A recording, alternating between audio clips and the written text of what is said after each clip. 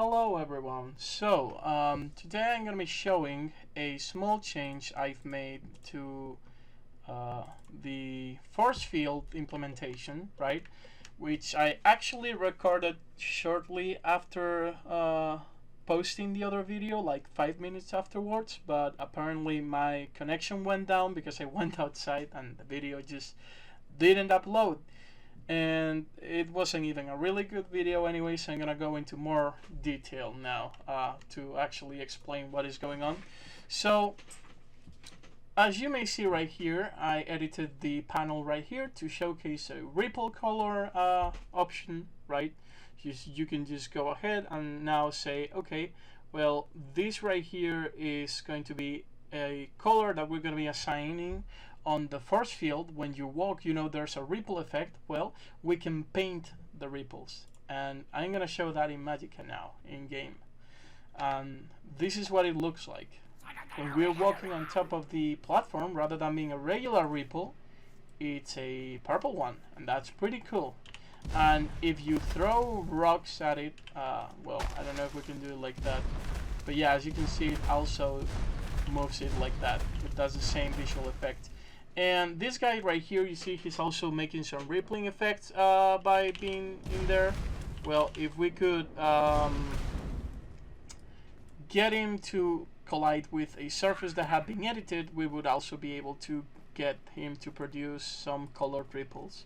But yeah, also if you look at this here, there's a box with the rippling effect in here below this platform, and as you can see, the other one has preferences when being rendered, because it's actually first on the list of objects. So there's some alpha blending issues with force fields. So unless you know in what order you're going to be exporting those, which you would have to manually control with the naming, which is the order in which the things are exported as of now with my current implementation of the Blender exporter add-on, I would recommend that unless you know what you're doing and how you're going to lay out things to make them look good, you should most likely not lay out multiple of these objects one on top of the other, because it's gonna end up looking pretty bad. So that would be for the best. In any case, if we throw ourselves a rock in our heads, we're below the platform, it also has this effect, so it's pretty cool. Although it looks like it can't go as fast as I should, so yeah, not something we can control, but yeah. Anyway, there are other things that I would like to be able to control in here, because we can go over in Blender and pick the rippling surface, and well, let's get rid of this one right here, and for example, come down here and make a sphere, right? We can go ahead and make a sphere, and this sphere that we're gonna be making, we're actually going to be making it be, say, well, half a sphere. Let's get rid of the bottom half, right? And I'm gonna smooth it on the shading, right? It's gonna be smooth shaded so that it looks decent when we look at it in game, because the corners in the other part was actually giving us some weird results. And in here we're going to be projecting this from the top, so let's project from view. We don't really care about the accuracy of the UVs, to be honest, right now, because it's just a test.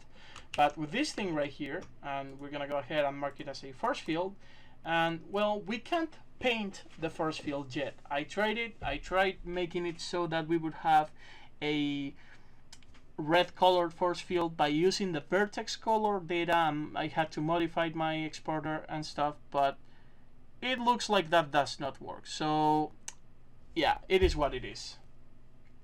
But we can go ahead and just say, for example, I want the ripples to be orange, right?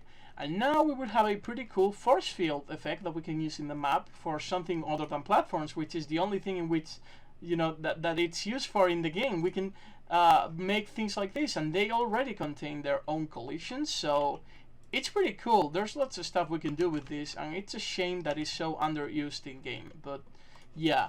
And you know, if we come here and look at this force field here, you see that the rays just collide with it and it doesn't do anything else.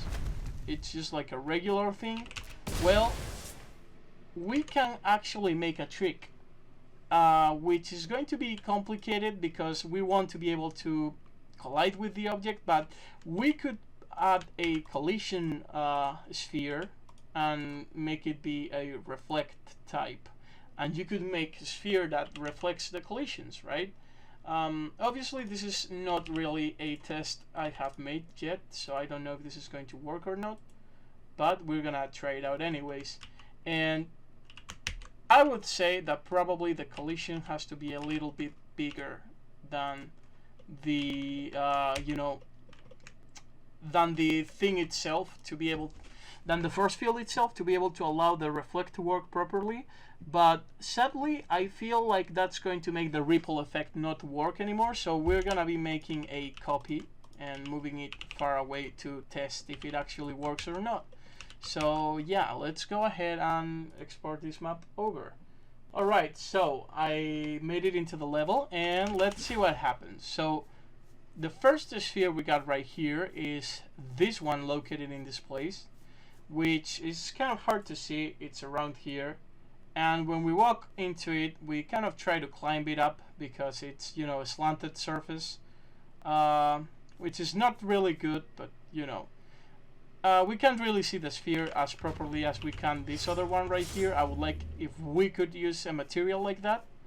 I'll try to research more, but as you can see, we can get this effect going, right? And since I actually did not hollow out this area of the nav mesh, we can teleport inside.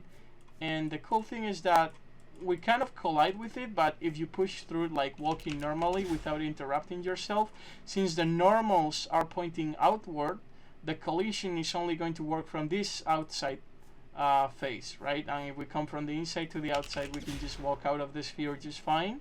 And it feels kind of like a cool way to make a force field that can be utilized to make the player not be able to go back, right?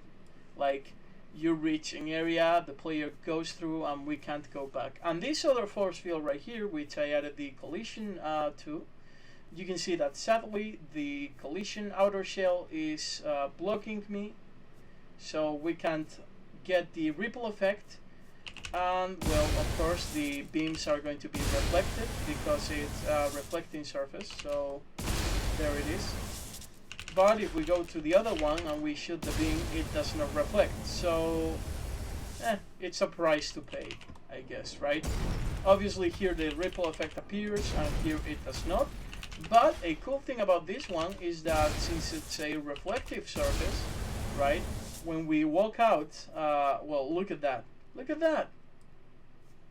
It is, I'm not entirely sure why this one is so receptive to my collision, but I think it's due to the fact that the second collision layer is making me compute collisions more often and is pushing me back further, right? But also, if you realize, the direction through which I come out determines a bit how much pushback there is, so there's probably something funky in the way that the collision code is programmed in Magicka. But it's got this cool effect where I just walk out and then I kind of walk back in. Well, it did sort of penetrate there a little bit and it reflects. Okay, so this could be used for some kind of infinite protection field like this one, when you make it you know, completely healed up and you can defend yourself and the enemies are going to be walking at it constantly, and you can walk out with the shield, but rather than breaking it, you just can't walk in, you teleport inside and then you walk outside. So it's pretty cool mechanically, I suppose, but it's not really good looking, especially with this ground texture, because right now I can't even see where it is. I know that there's a little bit of distortion here and most viewers won't be able to see it. This is more of a technical video than anything, but you can see the refraction going on, like there is an object in here. Now, as I said before, I tried the vertex color stuff, but sadly it doesn't paint the force field for some reason. I guess it's not really implemented. So the use vertex color thing is actually pretty worthless as it is.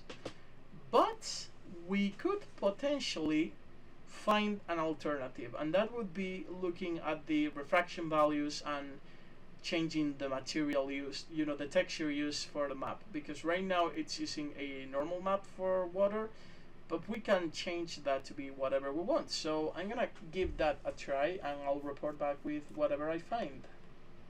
Well, there's not much to show yet, but this is what it looks like when using the ice normal map for the displacement map for this surface.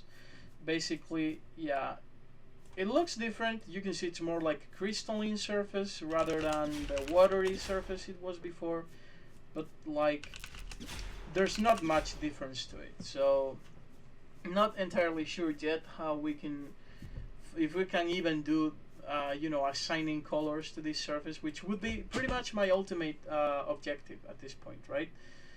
But you know, it is useful to be able to change the texture used by this object. So I suppose it will add an option to allow access to that property, but we need to figure out a way to be able to do this properly, because again, the whole path to the textures is going to be problematic, because we need to be able to specify the entire path, and that's going to be pretty much annoying, because tying our map files in Blender to some specific folder in which we're editing is gonna be bad, but like literally there's no other way to work around it. So I'll think about some cool alternative, I suppose, but for now it is what it is. I'll keep researching what other properties do. Alright, so I changed the radius of the effect for the ripples, and I put it to 100, and you can see for yourself that the effect is not exactly what I expected it to be, because apart from increasing the radius, it also seems to increase the speed at which it moves. Because, you know, obviously it still moves at the same speed, it's just that it suddenly or maybe it moves faster, but I think it still moves at the same speed. It's just that the radius is bigger, so it looks like it's moving faster because now it's a bigger chunk moving further away with a larger radius. So we'd have to control the width most likely to get what we want. But yeah, you can see that this is what you can do with it if you make it too big. So you gotta know what you're doing, I suppose, unless you want these kind of weird effects to appear on your map. So yeah. And of course, there's also something else we can do, which is increase the multiplication value of the map, of the texture map that is used for this, you know, kind of crystalline effect. And well, in this case, as I said, I changed it to the ice normal texture, and it looks way more obvious that there's something in here. It's less transparent, so we can also control that. And as of now, the value is multiplying by 2, so clearly it can go over 1. The default value is 0.53 or something like that, like literally just the value that is used in the original map used in our lives. So yeah, I will keep researching again. Okay, and the last thing I wanted to showcase was the fact that the TTL property, we didn't know what it meant before, but now we do, which is that basically if you disable TTL, the value by default is 1. I set it to 0. It basically means that there's no response to the ripple effect, so if I touch it, there's no rippling effect going on at all. Now the question would be, what would happen if TTL was a value that was different from 0 or 1? Because it's not read as a boolean from within the game code, so when I decompiled it, right, so maybe it's interpreted as a boolean, so any other value is true, or maybe it will crash, or maybe it has different behaviors according to different values. So we'll go ahead and see what happens. Also would like to try out negative numbers. So still more things to research. Alright, so this one's pretty weird, and I'm not sure how to take it. But when TTL is 0, it appears that the ripple never plays. When TTL is 1, it plays on a normal speed, and I tried TTL2 and TTL3, and it just looks like You know how by default when you're still in contact with the surface it keeps playing over and over again the ripple effect? Well, it plays slower and it takes longer to play the next ripple when you keep in contact, right? So the higher TTL, the slower it plays. And of course, since it's an animation that includes the repeating cycle, you know, it's going to take longer to see the next ripple appear because the whole animation is slowed down in and of itself, right? So, yeah, not sure how to interpret what the fuck TTL is.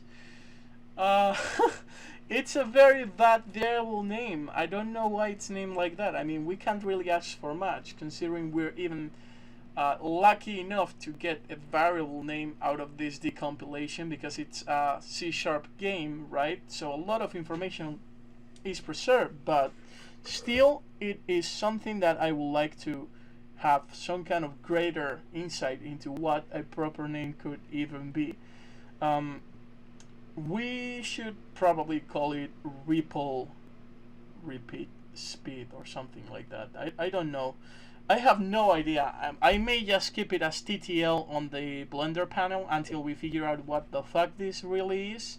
I mean, we know sort of what it does right now, but I have no idea what to name this in a way that makes sense, especially when I don't know what TTL stands for. So it's kind of wonky, but yeah, we have to figure out something.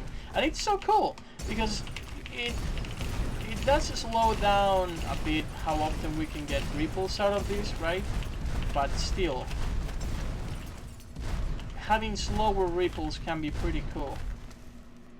And we can probably use 0 point something to get really fast ripples. I'm gonna try that one out now. Alright, that was actually pretty cool. That was pretty funny. But check this out. You know how when we use the throwing stones or we walked into it, it takes a while before it can play the next ripple effect? Well, when we use the value of 0, it never plays any ripples, so it's a special value. But when we use 0.2, this is what happens.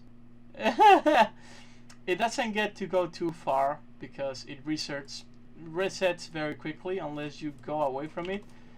But it's real cool because as long as the stone is still hitting the wall, you see that it takes a while before it goes down because it's a slanted surface. It just keeps playing the thing and you can shoot multiple times at it.